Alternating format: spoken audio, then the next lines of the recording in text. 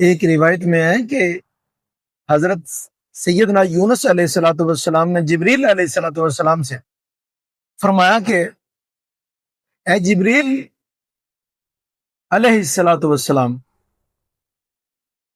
آپ مجھے کوئی وہ بندہ دکھائیں جو دنیا کے اندر سب سے زیادہ عبادت گزار ہو۔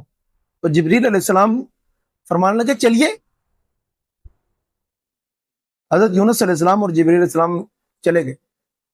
ایک جگہ پہنچے تو کیا دیکھتے ہیں کہ ایک آدمی ہے جس کے ہاتھ بھی کٹے ہوئے ہیں اور پاؤں بھی کٹے ہوئے ہیں اور اس کی آنکھیں بھی کوئی نہیں اور جسم زخمی ہے۔ تو جبریل علیہ السلام نے پوچھا کہ یہ آپ کے ہاتھوں کو کیا ہوا؟ کہنے لگا جی کچھ بھی نہیں ہوا، بس جب تک اللہ تعالیٰ نے چاہا ہاتھ دیے رہے، میں اس سے کام کرتا رہا۔ جب اللہ کریم نے چاہا کہ ان کو ختم کر دیا جائے تو میں بھی اللہ کی رضا پہ راضی، اور جب تک اللہ تعالیٰ نے پاؤں دیے میں بھی راضی رہا۔ جب اللہ نے چاہا کہ اب پاؤں واپس لیتا ہوں تو میں بھی راضی ہو گیا، اور جب اللہ نے آنکھیں میری ختم کر دی تو میں بھی اس کی رضا پہ راضی ہو گیا۔ تو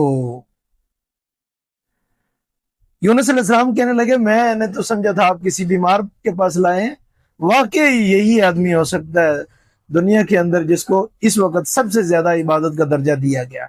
تو ہمارے ہاں کیا ہوتا ہے، شکوے شکایات، یہ ہو گیا وہ نہیں ہے یہ نہیں ہے، تو ہمیں شکوے شکایات سے ہٹ کر اللہ کریم کی بے شمار نعمتوں کو سامنے رکھ کر اللہ کریم کا شکریہ ادا کرتے رہنا چاہیے، اسی میں ہماری نجات۔